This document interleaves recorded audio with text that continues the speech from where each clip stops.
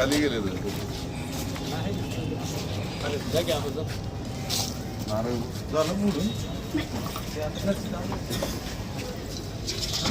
आपण जर पाहिलं तर अनेक वेळापासून अनेक वेगवेगळ्या सोसायट्यांना आम्ही भेटी देत आहोत।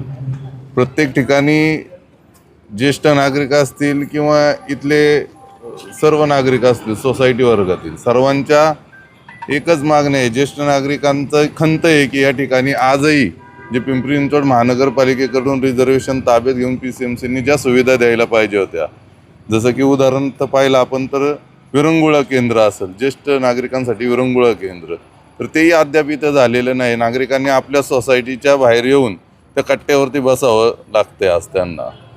धुळीचं तर आहेच पहिल्यापासनं, धुळीच्या समस्या अनेक जण सांगतात आहेत। कॉन्ट्रॅक्टर आणि PCMC आणि काही लोकप्रतिनिधी यांची संगनमत कशी झालेली आहे हे देखील त्यांच्या अडचणी सांगतात। अशा विविध प्रकारच्या अडचणी म्हणजे आजपर्यंत हा भाग असा डेव्हलपमेंट झालेला नाही आहे, अशा वेगवेगळ्या समस्या येथील नागरिक आम्हाला सांगत आहेत। मुळात सोसायटी वर्गातील ज्या समस्या आहेत त्याचं निवारण लवकर होत नाही, तर त्यासाठी आपला काय अजेंडा असेल?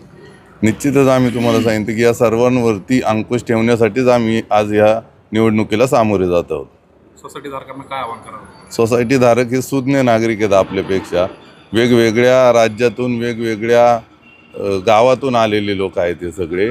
निश्चितच हा नागरिक आत्ता भूतापाला बळी न पडता निश्चितच एक सुज्ञ उमेदवारांच्या पाठीमागे ठामपणे उभा राहील आणि येणाऱ्या काळात आमच्यासारख्या लोकप्रतिनिधींना लोकप्रतिनिधित्व करण्याची संधी देईल अशी आम्ही इच्छा आणि आशा व्यक्त करतो। काय सांगाल, आज सोसायटीमध्ये प्रचार सुरू होतोय, नक्की त्या प्रचार कोणत्या बाजूने होणार आहे, कोणत्या विजनला आपण लक्षात घेऊन हा प्रचार करणार? पहिली तर गोष्ट एक आता इथं आहे, प्रत्येक सोसायटीधारकांना आम्ही भेटतोय। प्रत्येक सोसायटीधारक हा एकच म्हणतोय, भाऊ ट्रॅफिकची खूप समस्या आहे, ट्रॅफिक प्रत्येकाच्या तोंडामधून एकच शब्द आहे, फक्त ट्रॅफिक आणि रस्ते एकदम रस्ता म्हणजे म्हणताच येणार नाही की पूर्ण त्याच्यावरती फुफुटा आहे त्या रस्त्यांवरती। रस्ता नाहीच आहे, डांबरच नाही आहे त्याला, तर रस्ता म्हणण्याचं नाही की बारीक मुलं आत्ता सांगत होते की बाबा धूळ म्हणजे इतकी धूळ झालेली आहे की झाडांवरती आपण जरी झाड जरी आलं तरी असं वाटेल की ते पाणी आत्ता त्या का धुक्याचं पाणी पाहिजे, पण त्याच्यावरती धूळ आहे पूर्णपणे। येणाऱ्या इलेक्शनमध्ये काय विजन असेल? विजन खूप आहे आत्ता की ज्येष्ठ नागरिकांचं अण्णांनी आत्ता सांगितलं, ज्येष्ठ विरंगुळा आहे, बाकी आरक्षण डेव्हलप नाही झालेली, गार्डन आहे।